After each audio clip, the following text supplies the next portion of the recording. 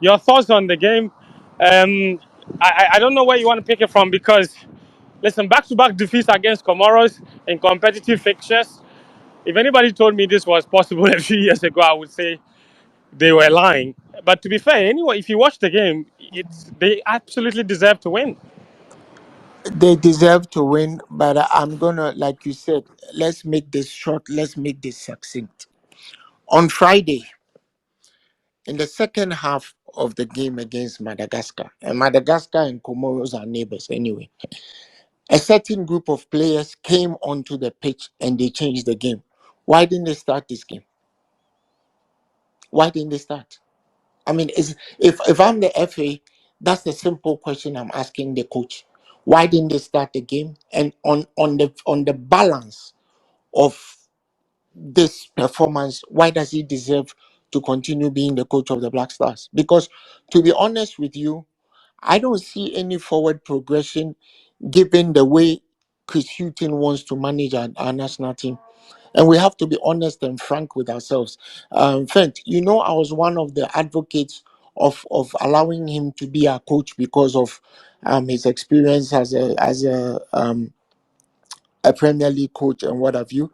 But I also now understand why he was dismissed several times, because I don't even call this conservatism or pragmatism, or I don't even know what to call it. He's just not up to the job, because I don't know, for example, why did Andre Ayew start the match? You see, if somebody doesn't have a club, you can't come into a press conference and tell us because he's training. What he doesn't have is much fitness. Because I'm very sure most of the old footballers who have retired like 1,000 years ago, they still train, they still play pickup matches. They don't have much fitness.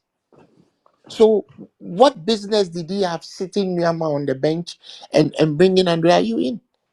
Andre Ayew was a passenger, like it was to be expected.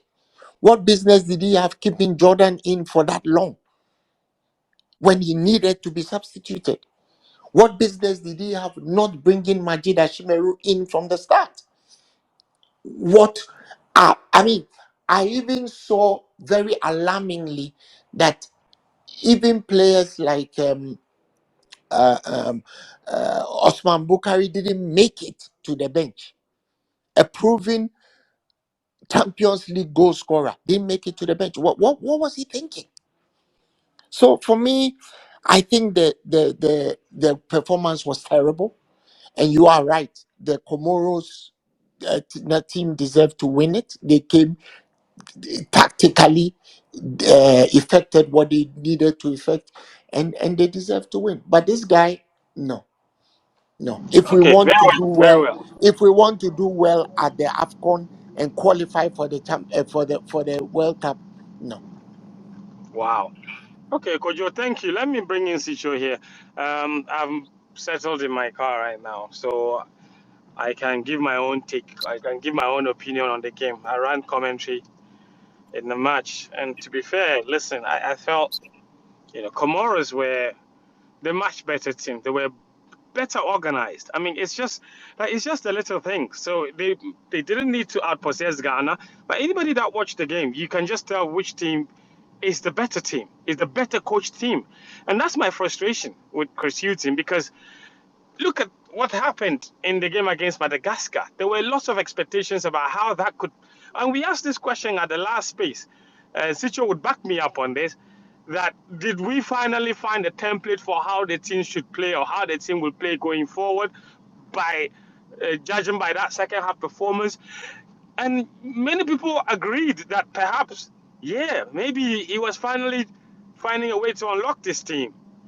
Then he goes to the Comoros game and he starts Andre Ayew, and I have no idea whatsoever why he will start Andre Ayew, because I have no clue whatsoever why he will start Andre Ayew. And it's not personal, but we know he's not much fit, and he was very absent in that first half. Comoros, just like in the Madagascar game, in that first half, Comoros probably should have scored more. And then and the goal that we conceded was so poor, so many peripheral defending. The defenders are backing off. Nobody is taking responsibility. And this is the thing I spoke about the last time about attitude, you know, about passion, about dedication. Because the coach can only tell you position yourself there. But if a player is coming and as defender about 4 or 5 players, and none of you is putting in a foot, and none of you is committing to the tackle, how is that? I'm not holding brief for the coach. But I also found the attitude, especially in the concession of that goal, very stinking. We have to get serious.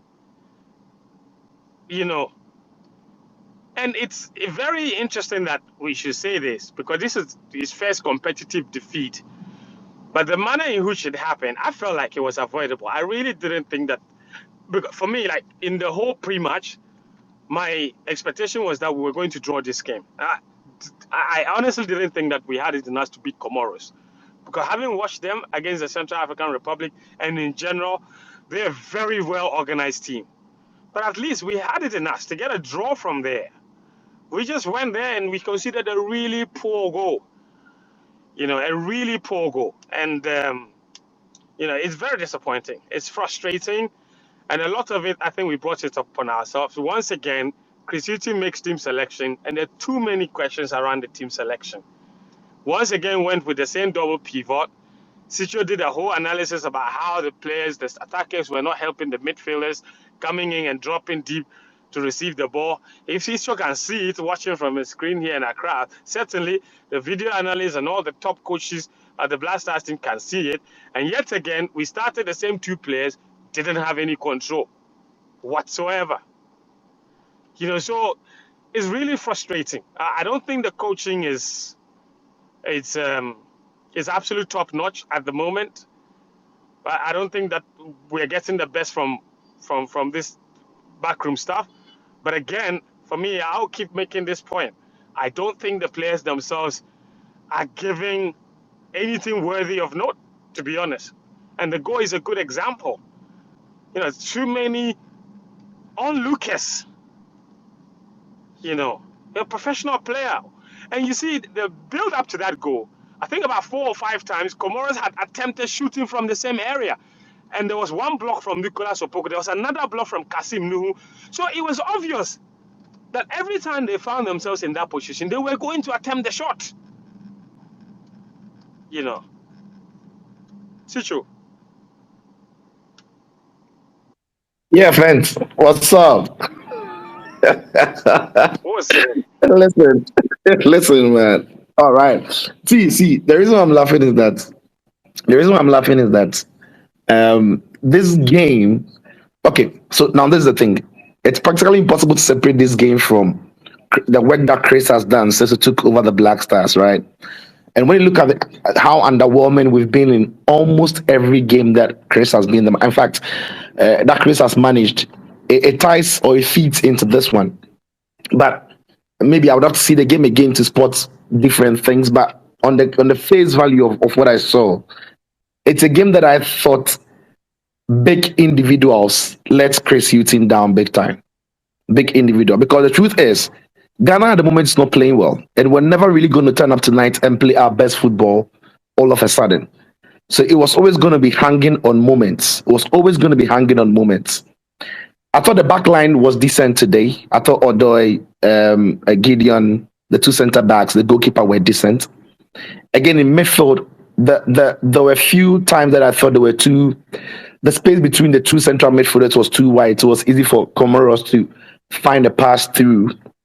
And then the front line, the first half, wasn't great. But even then, we had 2 very good chances that had individuals just taking, and that is not down to coaching. That is down to individuals. And those individuals, Semenyo, Jordan, had they taken those chances, we would have been talking about a different thing altogether. Remember, under Chris, That's your chance, honestly. In yeah, the first 5 minutes or so, yeah, he didn't even hit the target. absolutely. So individuals, and he had Andre Ayew also making a good run, square to him. If you place Andre Ayew through, the conversation about Andre not shouldn't be starting might be different. But I agree Andre shouldn't have started. I absolutely do agree. But I'm saying that big individuals in big moments lets Chris Hughton's team down. I'll talk about the coaching, but I'm talking about players who had to. Inaki Williams had a free header. Goalkeeper is not in the right spot. Inaki headed the ball over the 4 yards crossbar. out. 4 yards out. Yeah, I do not think that is a difficult header for Inaki to score. So we had moments in this game, and to be fair, Comoros didn't create the chances Madagascar created in Ghana. Ghana didn't give away the chances they gave away against Madagascar. So at the back, we were a lot better. But it was that one moment where a player drops in between the lines, picks up the ball with courage, faces your back line. Your back line keeps backing off your midfield. Nobody's committed into a challenge. At least commit a foul and take a risk on a free kick. But everybody's almost shying away from putting in a challenge. And what happens then is a Messi-esque finish for Comoros. So that is where the disappointment is. And that again is not necessarily down to tactics. It's just down to application, the players applying themselves, because somebody should be stopping the player. Somebody should be approaching. Somebody should be committing to it, right? So we can talk about the fact that the space between the two midfielders was too big. He dropped into it and picked up the ball. But after he picked up the ball, he took about 5 different touches before getting into the box and finishing it off. Somebody should be applying himself. So I personally think on this game, big individuals let the team down, and we had the moments to completely change the script of what we are reading now, and we didn't take those moments. And for Comoros, they did take them. Comoros had a very nervy goalkeeper who couldn't handle area balls. Guess what? Every single cross that came into the box in the last 15 minutes or so was a terrible one. Nobody testing the goalkeeper. Nobody really putting the ball in an area where the goalkeeper can't come and claim. You're overcooking the crosses. You're crossing the ball out of touch. So I would see the game again and maybe 2 more times to really look at what Chris was trying to do in that second half. But we still had these moments where individuals, had they taken the responsibility, the conversation is different. It's not like the game against Madagascar where, if you like, in the first half especially, we never really gave ourselves the opportunity of scoring the goals. This is a different ball game altogether. The chances were there, and one of the criticisms that Chris Hughton's team faced was that we were not creating chances. Attackers were not even striking the ball on target. We have hit 7 shots in 7 games under him. And in this game, we created those chances. The problem then was we didn't take these moments. And in qualifiers, away from home, and in the state in which Ghana football is now, nobody is thinking that Ghana is going to dominate the fixture. However, what we were expecting the boys to do was to take those moments. And friends, I think that yes, Chris will take the blame, and he should, because he's the coach and his team hasn't played well. I tell you what, if Ghana had played very well in the past 5 games, and this result came up, it would be easy for you to understand what I'm saying, because you look at the chances that we missed, the moments we didn't take, and be thinking that the players didn't help. But the fact that we've not played well under Chris, and this performance adds up to it, and the players didn't take up the chances, there's no way you exonerate the coach. But I'm looking at this game in isolation. I'm thinking that those specific big moments that fell to our big individuals, they didn't make them count, and that is why we are paying for them. Ultimately, I think the second half was too chaotic, right? And that is the problem. The fact that you are losing the game doesn't mean that you throw caution or you just play the game haphazardly. You need a certain level of control. And about 25 minutes to the end of the game, we looked extremely desperate. There wasn't a method to what we were trying to do. Maybe I'm being harsh by saying there wasn't a method because I've just seen the game once. But I'll try again, like I said. But it looked like there wasn't a method to what we were trying to do. It looked like we were only trying to rush and see if anything could happen by chance. And that for me is a problem, because with 25 minutes in football, it's still a lot of minutes. 10 minutes in football is still a lot of minutes. You need a bit of control. And that second 45 minutes was very haphazard. It was everybody was all over the place. Players were running into space where you didn't understand what they wanted to do. Everybody was desperate to put the ball in the box, and the result is what we saw: overcooking the crosses, overcooking the passes, and overhitting them. And in the end, I just think Comoros kept a cooler head. Comoros had a bit more of control of what they wanted to do, and the scoreline today flatters Comoros a little bit, because I thought Ghana should maybe then have had a goal or two, but like I've said before, those moments were not taken. That is why we've lost this game. Absolutely. And I think, yeah, I agree with you about the second half being a bit too chaotic. It's like throwing balls at the wall and hoping that one sticks. You know, the plan wasn't. He just threw in a lot of attacking players. So at one point there was Niyama, there was Ishaku, two very similar players, then put them on different wings, and it was all over the place. But once again, for me, I think one of the disappointments were, and a lot of people pointed it out, that in that first half, especially the team that he started with, there was no creative athletes in that team. You know, so where was he expecting the chances to come from? Fence. Ghana doesn't have any creative footballer, not one. And I've seen people say, if Kudus doesn't start, who creates? Kudus is not a creator. He played the second 45 minutes. He didn't create. He never really creates. He has his moments. So Ghana is a team that has no real creative footballers. We've got attackers. It doesn't mean they are creative. We've got attackers who can get on the end of moves. We've got attackers who can initiate attacks. But we don't have one single football. In fact, truth is, our best creator is Thomas Partey, and he plays very deep. We've not got one single player who sees the right pass and is able to pick it. So yeah, I understand. What about our attackers? Because our attackers create two, or should create two. Now, if you look at the choice of attackers that we had, okay, available in the squad, and you look at the ones he started, did he give himself? So after the starting 11, I don't agree with the way I don't, especially with Andre starting.